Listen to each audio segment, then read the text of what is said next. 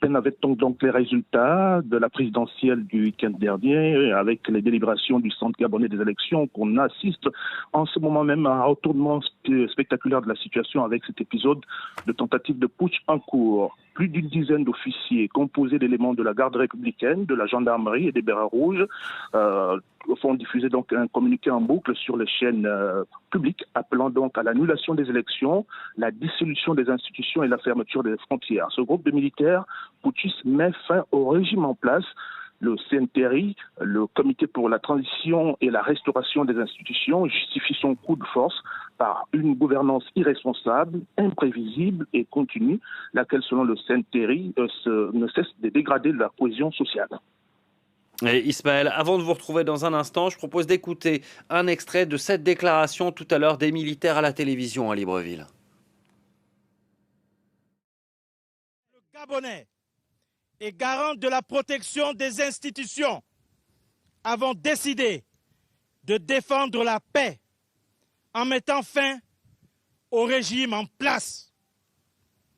À cet effet, les élections générales du 26 août 2023 ainsi que les résultats tronqués sont annulés. Les frontières sont fermées jusqu'à nouvel ordre. Toutes les institutions de la République sont dissoutes.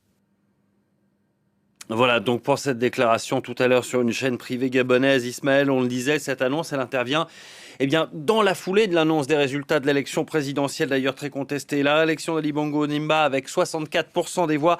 Quelle est la situation à Libreville ce matin ? Oui, alors qu'il est difficile d'avoir une idée nette de la situation globale à Libreville et peut-être aussi à l'intérieur du pays, mais selon ce qu'on sait, des premières alertes que nous avons reçues sitôt après l'annonce des résultats, ce sont des alertes qui font état des tirs à l'arme lourde automatique au centre-ville, des informations encore difficiles à vérifier alors que Libreville se réveille à peine, aucun indicateur ne laissait présager ce qui se passe en ce moment avant donc la publication de ces résultats. Ouais, Ismaël, difficile d'avoir des informations, d'autant qu'Internet notamment est coupé depuis l'élection présidentielle. C'est toujours le cas dans le pays ?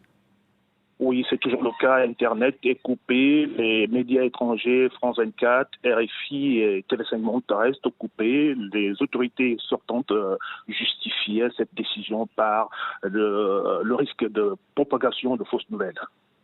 Merci beaucoup pour ces informations, Ismaël Obiangze, notre correspondant à Libreville. On vous retrouvera probablement dans le courant de la matinée pour faire le point sur cette situation complexe, confuse.